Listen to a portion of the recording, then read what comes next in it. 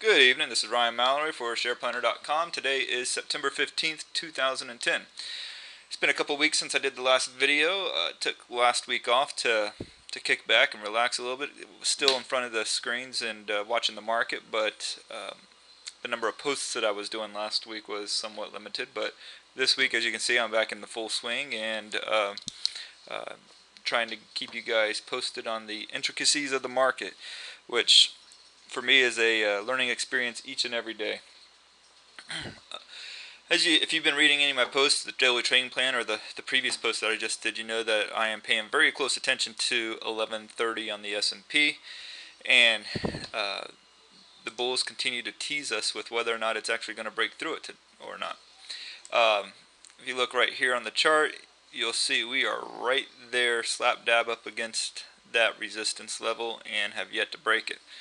If you look at down here, it took us about three attempts or so before we finally decided not to push through the 1040 level. So similarly up here, it took us about 5 attempts before you saw a significant sell-off after not being able to break 1130 the previous time. And so there could be a multi-day testing here, but I think with the way that tomorrow is lining up and how close we are to actually breaking through 1130, the jobs report is going to be a make or break for the market. I really think there's a good chance that we'll know tomorrow whether or not this market can push through 1130.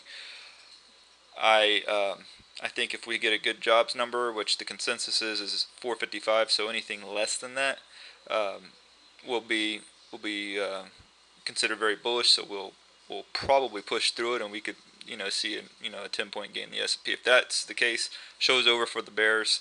They need to go home and wait for better market conditions to short the market.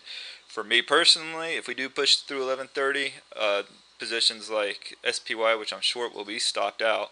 But also two other short positions, Dell and Urban. Dell, which I have profits in, Urban, which I'm basically break even in. I will close out.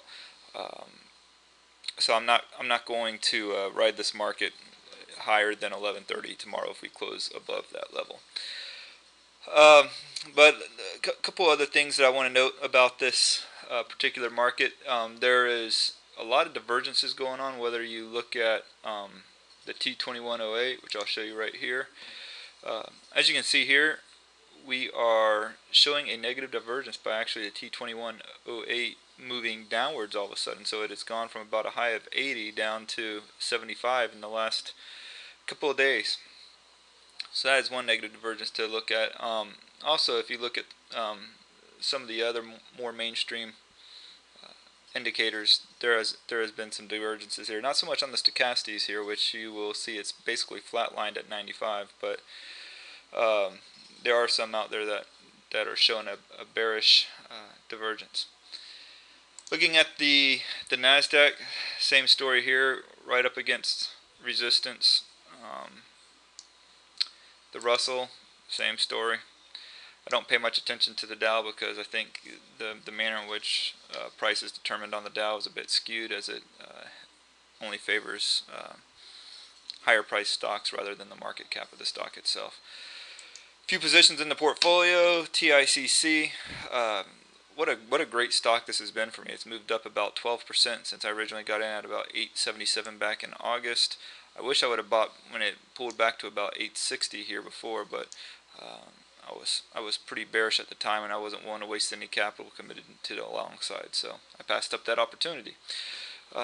Urban got into this at yesterday's close. It went up a little bit higher today, but not much to be fearful about at this point.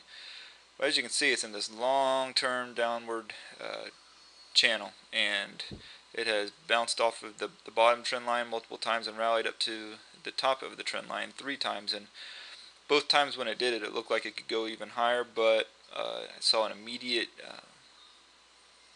change of course. So right now we are as close, or basically on the upper line of the downward channel that you can possibly be.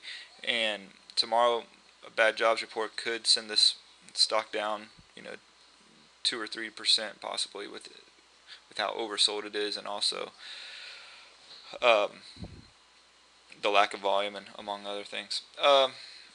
the only other position that I'm in is Dell, and profitable in that despite the very bullish market conditions. You'll have a double top right here. If I look at it on a weekly chart, it can zoom in right here. It's much more defined. And but one that I'm very excited about, because it has failed multiple times to break through this resistance level or the neckline of the double top, and just very much primed to go down to as low as $11 before seeing any major support kick in. So that is about it for now. I'm going to try to put out some more ideas, both to the short side and the long side, but mainly with an emphasis on the short side of the market, as I think that this market could